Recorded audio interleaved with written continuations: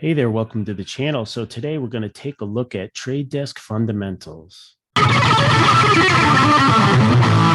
Okay, so we have Trade Desk here. This is one of these companies that me, Kevin, loves. So I just figured I would take a look at the fundamentals, kind of get an idea, what's going on underneath the curtain there. So kind of looking back at a 4-year chart, we can see that it was around $10 back in 2018. And it's had a nice run up. It's definitely had a nice run up. And then definitely in 2020, this thing went, very hyperbolic. And it's made these kind of double top-ish peaks, gotten up to around $105, something like that. Call it $100. And it's down trading around 50 right now. So right now, it's looking at about a 50% off the recent highs right now, but better than some of the other ones. I had done some analysis on like Shift and Vroom, and those things have gotten the crap kicked out of them. So given all the issues in the market right now, to say this is 50% off its recent highs, it's just sort of qualitative, but that's not that bad for the scheme of things. So let's go ahead and look at the financials. Okay, we're going to look at the financials now. The good thing was that they had a lot of data. They would give you like 3-4 years of financial data. So that's all good. And I'm really going to focus on the revenue here. What I will say is that when I looked at the cash flow statements, just giving them a cursory look and looking at it, and this is something that's not financial advice, something you need to check yourself. But what was positive about that was that they were generating the cash. So when the times where they do have a loss, the cash was being generated from operations. So they actually had a positive cash flow even when they do have some losses. So that was a good part of the cash flow. And then in terms of looking at the balance sheet, it seems like just cursory that they have a decent amount of cash and all that right now. So I just want to focus on the earnings. So let's look at the revenue. So what I have here is I have all the way from 2014 to 2021 annual data. And then what I did is took the most recent quarterly data, and I'm going to put that over here so we can compare and see what's changed. One of the things that you can note here is that they break this up into different things. So you have your revenue, the top line revenue growth here, and we can look at the year-over-year change, horizontal analysis. You can see you've had decent growth. Like in 2016, it grew 78% top line growth. That means the revenue grew 52%, 55, 39. They were hurt in 2020, but then they back up to 42% growth. So, this is one of those companies with a lot of good growth in it. One of the other things, they break up their operating expenses into different categories. And what you'll find is these 3 categories here, their platform operations, sales and marketing, and technology and development. If you look back, they're all around, 20%. Maybe they go down a little 17%, up a little higher than 20%, but they're all generally year over year. They're fairly consistent. So it seems like they're making kind of consistent investment in the company. They have pretty stable expenses for these items. Then you have the rest of it, the SG&A here. Now, this one has had some recent changes, and that could explain why we've had a loss recently. So if we go back to 2020 and 2019, we're going to look at these 2 years here. If you notice that, as I was saying, their platform operations, that stuff is all around 20%, but you look at their SG&A, row 13 here, it's about 20%. It's 20% here, 17%, 19% of sales. So it's a consistent amount in their SG&A. And what that does, that gets them to a situation where they're able to have, a 17% profit margin here. Okay, so you can see kind of consistently 2020, 17% profit margin, 17% over here, 22, 20%. So they're getting that 17 to 20% profit margin from 2020 going back until they were a really early company.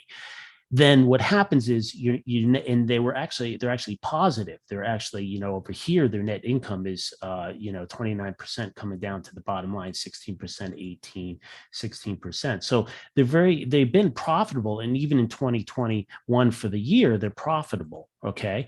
Now something's going on in 2021. What happened over here is, if you notice that on this line 13, general and administrative has gone up.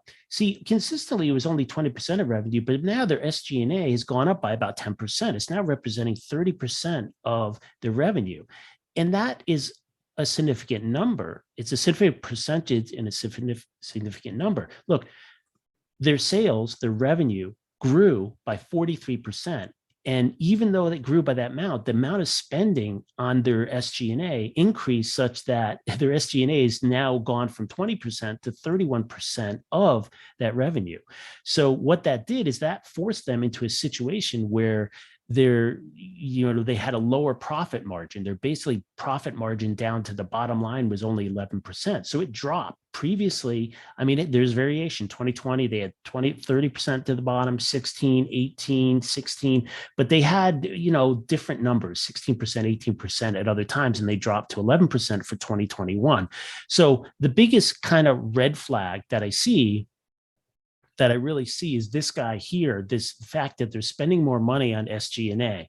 Don't know what that means, what they're spending it on. Is that them growing the company? I mean, it could be. SG&A probably would include salaries, I think, but I don't know if salaries would be included in their technology for technology groups or whatever. I can't really say, but that's the one kind of red flag that you see if you look at it. So something's deteriorated there. Now we go to the most recent 3 months and we try to see what's going on now. And you see that this situation gets worse. You see that once again, they hold the line in terms of a percentage of their sales that they're spending on platform sales and tech, but their SG&A has gone almost to 40% now. So their spending as a percentage of sales is really kind of going through the roof. And then in this case, for this quarter, they have spent so much money on their SG&A that now they're throwing a loss. Now they're showing a minus 5% loss for the quarter.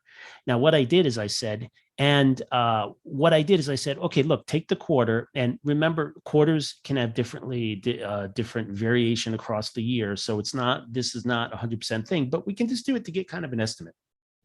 Try to figure out, what's going on.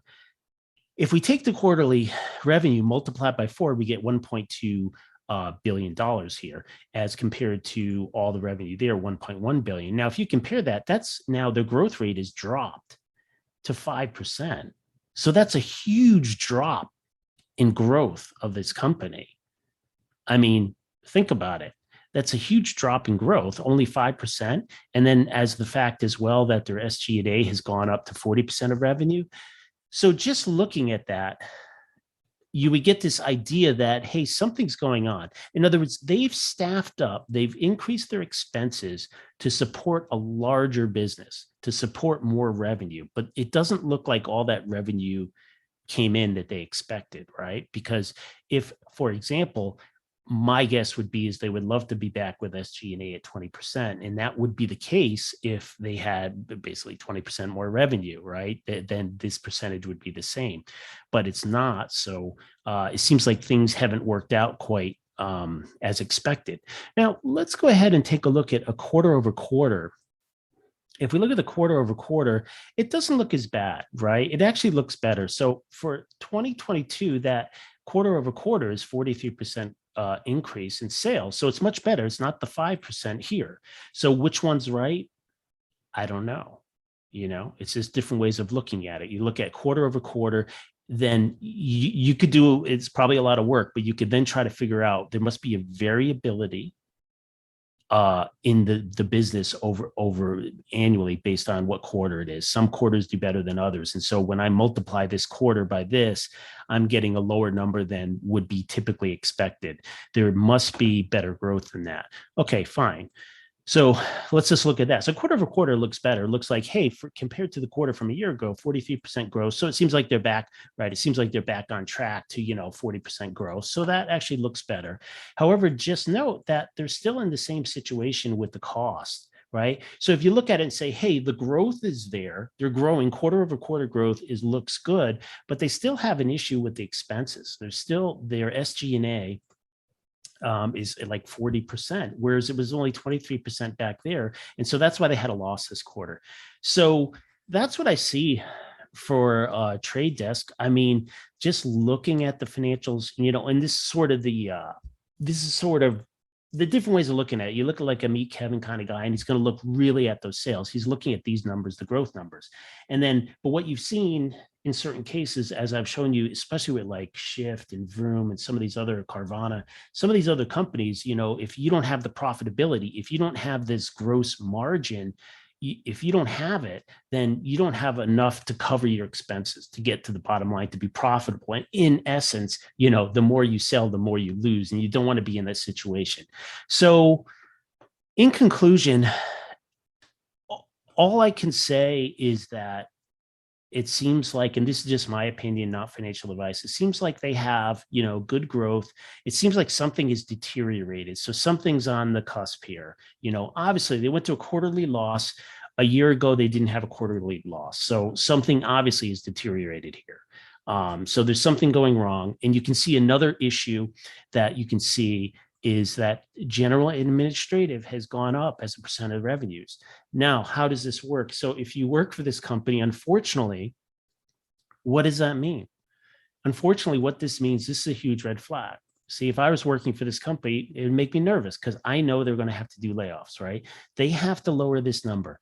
If they're being impacted by the coming recession or the recession that we're in now, then if they can't get this sales up, if they can't get this number, they got to take, so for the next quarter, to get this number right, they've got to, they got to grow these sales by another 100 million or something, or 100, 102 or 200 million. They got to grow those sales by.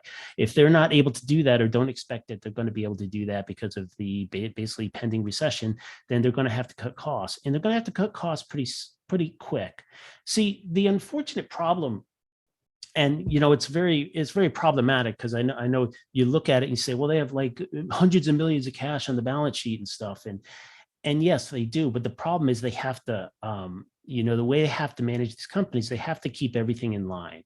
They can't have their expenses get out of line with their sales. They can't have that stuff happen because it just deteriorates rapidly, and they need that money. It's an unfortunate thing, but like, hey, they're spending way too much here. Basically they spent 125 million on SG&A, and given the amount of sales, they should have spent maybe 60 to 70 million. So they have to go back to this. Let's say if the sales in the next quarter is going to go on back down, let's say it goes down to 219, then they need to cut their S&J down to 51, right? So that means they have to cut 70 million out of the budget. So that's what I see for this one. Talk to you later. Bye.